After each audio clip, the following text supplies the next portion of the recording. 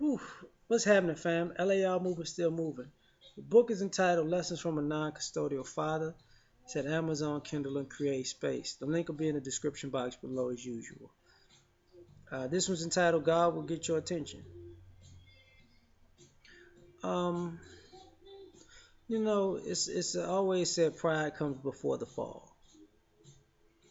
And I think America teaches you to be a prideful individual, just a culture. But culture and spirituality is two different things. Because of that, you know, in some ways, God is laughing at your plans. And whether you like to admit it or whether you believe in God or not, God will get your attention. Whether it be the universe, whether it be karma, whether it be, just whether you're going to, in some ways, reap what you sow regardless. And I think the problem is sometimes we're so removed from spirituality that we can't pay attention to God trying to get our attention. And because of that disconnection, so for some of us, the lessons get worse and worse and worse until, it's got to get as bad as possible for you to say, oh, I have to regroup, reconnect, and put myself on a better path. And sometimes God is getting your attention for, in some ways, to prepare you for where you're moving forward to. Because you can't grow without breaking out of your comfort zone. You know, you can't become something bigger and better than you um, see yourself as without being tested and having a trial by fire or some type of rite of passage to be able to handle the next journey that you go on. And because of that,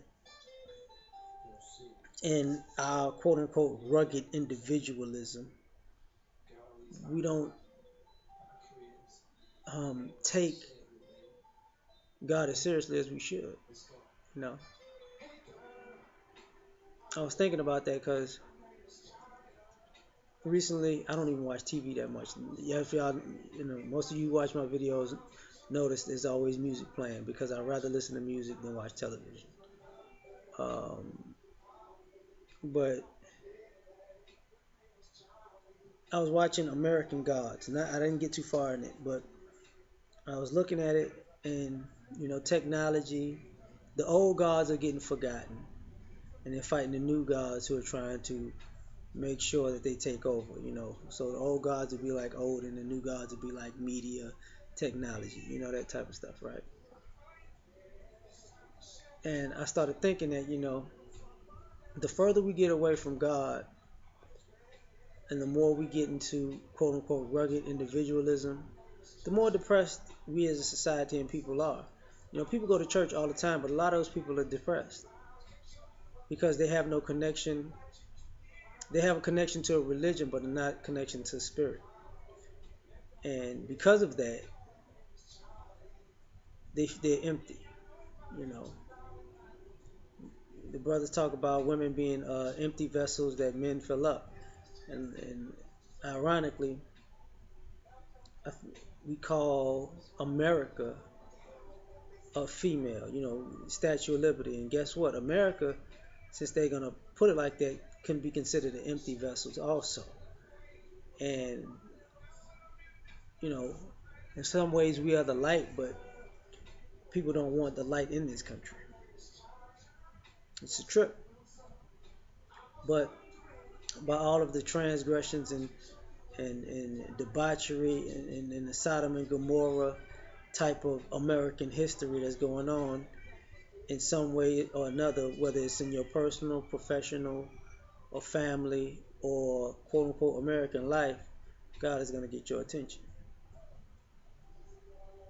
You know, for some of y'all, is different ways.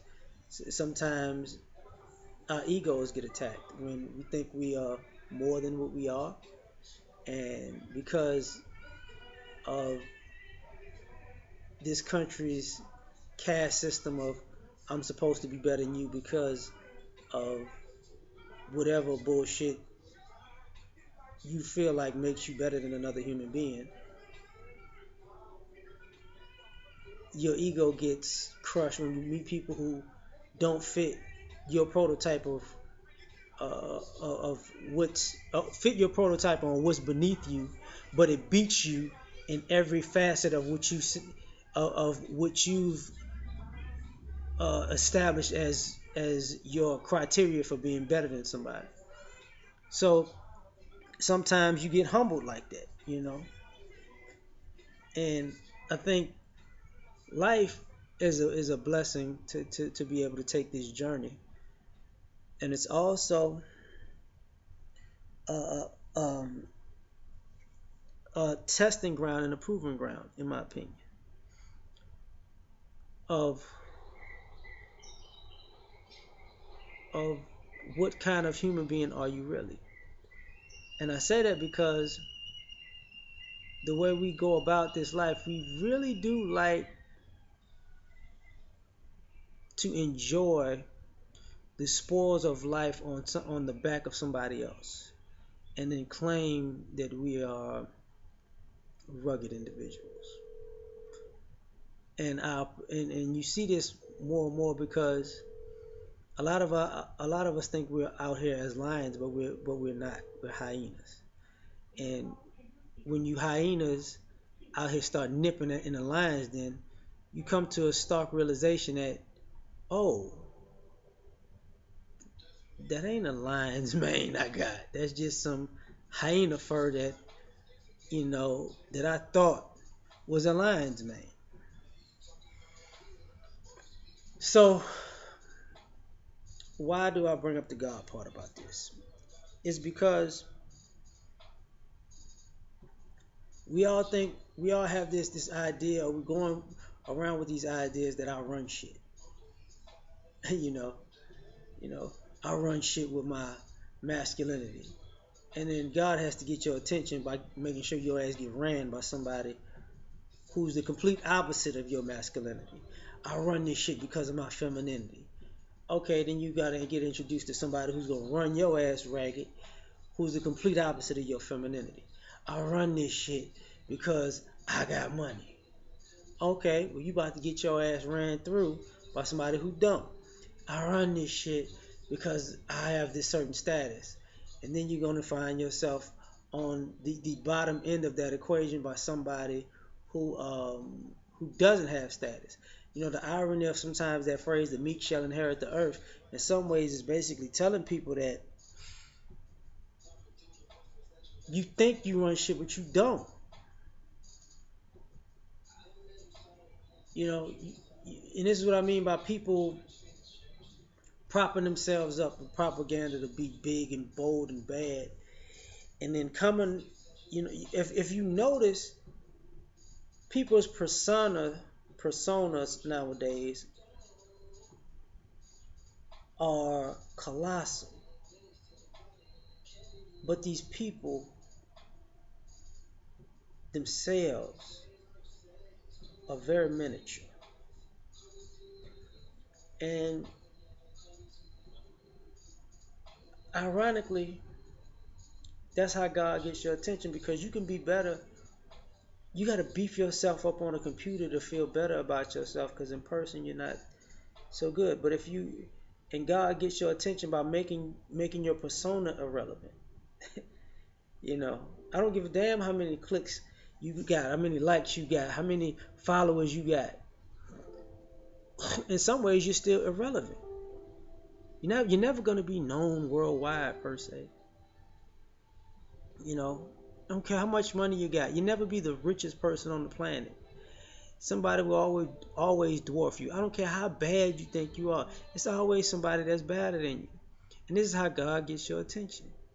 You know, it's humbling people for them to understand that, we're all fortunate to have a life, so we should make the best of it. But at the same time, if you feel like your life is more important than everybody else's for some whatever reason you got in your mind, you're gonna find a staunch reminder that your time is worth everybody else's time, not more. Their time is just as valuable as yours, and they will protect it and enjoy it and defend it, and sometimes kill to preserve it. And there's nothing all of your bullshit that you hide behind can do to stop that. Self-preservation is the law of the land, but at the same time, so is humanity. And when you lose your humanity, God reminds you just how much of a human you are. That's just my opinion. I'm out.